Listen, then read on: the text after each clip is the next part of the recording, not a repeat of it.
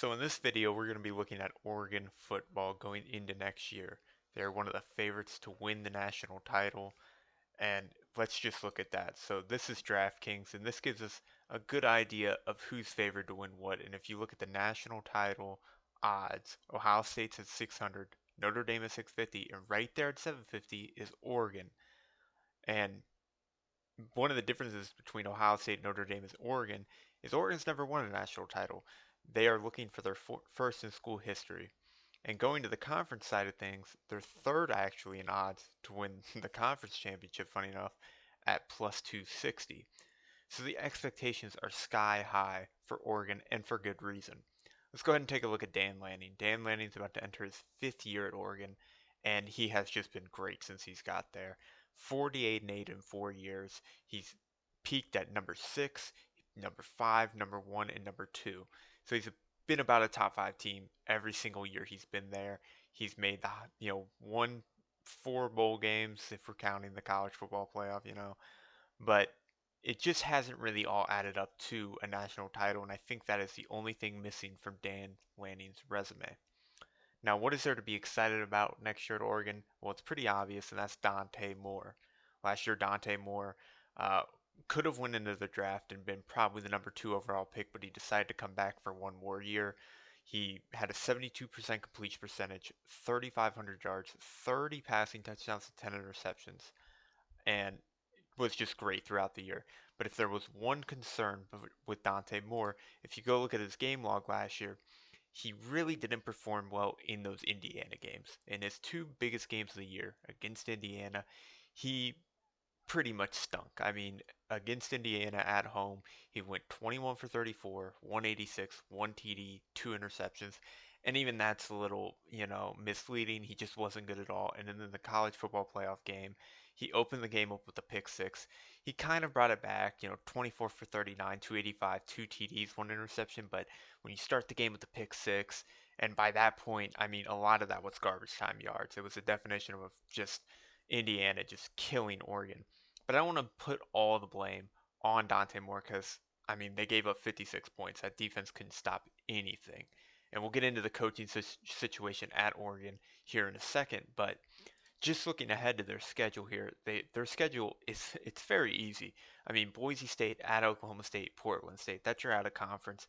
Even though I think Oklahoma State's improved, they got Drew Mestamaker, Eric Morris. I don't think they're much of a problem for Oregon. They got at USC, could be a little tricky. They'll be interesting this year. UCLA, Nebraska, at Illinois, Northwestern. Do we see any troubles there? Probably not.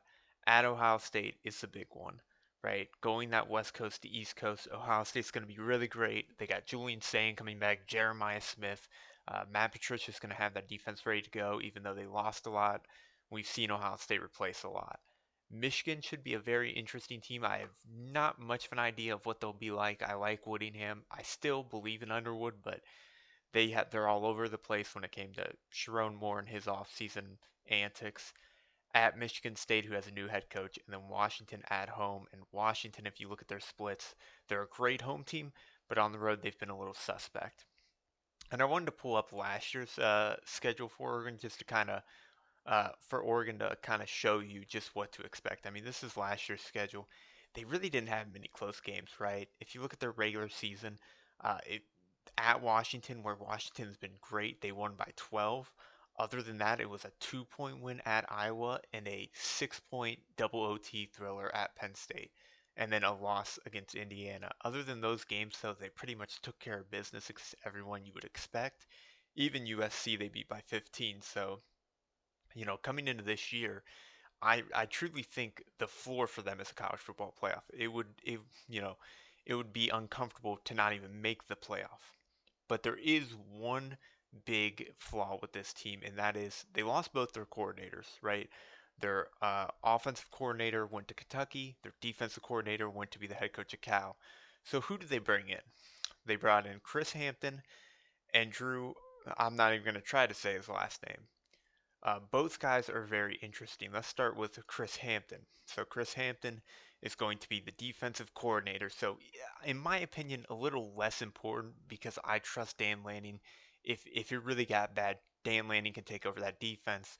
Obviously, Dan Lanning was a defensive coordinator under Kirby Smart. Like he can run a defense, but looking at Chris Hampton, he's been a defensive coordinator at Tulane. He was a DB coach at Duke and Tulane and McNeese State in Central Arkansas, and a graduate assistant at Georgia Tech and Arkansas State. But really, he's been in-house as a co-DC uh, and safeties coach at Oregon, and then they decided to promote from within. And sticking to promoting from within, that's what they did with Drew, their offensive coordinator. He was at New Mexico for a while and FAU, or I shouldn't say for a while. He was at New Mexico for 1 year, FAU for 1 year, Texas for a little bit, Rutgers, Houston, JMU. He's been all over the place. But over the last 3 years, he's been at Oregon. And so they decided again to promote from within. So these are going to be the two guys who I think, are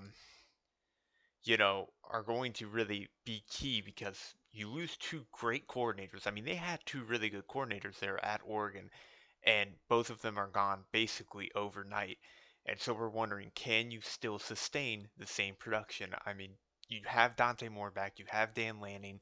Your schedule's really not that bad. I mean, at Ohio State's tough, but you don't play Indiana, and that's pretty big. And really, the main question is going to be the big games. I mean, Dante Moore, we can go back and look. He didn't play great in the big games, but also neither did Oregon as a team, right? If you go back and look at that Indiana game, they got destroyed. I mean, it was terrible. There was a quote from one of the players at Indiana that said, "Hey, we can just run the ball game. It really doesn't matter." And I mean, look at some of these stats. They were just getting whatever they wanted.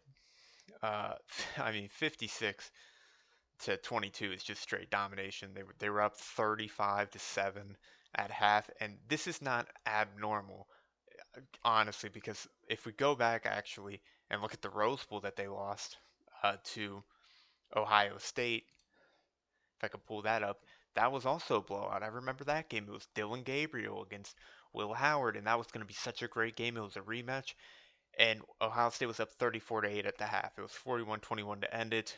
Again, don't let the stats fool you. This was a blowout from start to finish. It was not close at all. So that's kind of been the problem with, Oregon in general. It feels like when they finally face a team that is of the same talent as them, they just kind of seem to lay down and really lose, and it really hasn't been that close. But they have shown to have the talent to go out and beat the teams they're supposed to and go out and show that, hey, we can be a top five team. I mean, we saw it. They played Texas Tech last year. Texas Tech was a really good team and they won 23 to nothing. So the question is going to be, can they get over that Ohio State hump? Can they get over the Oregon hump? Or sorry, can Oregon get over the Indiana hump? So I'll be watching them very closely. I really like Dan Lanning, but this is going to be a huge question throughout the year of can they finally win that first natty in school history.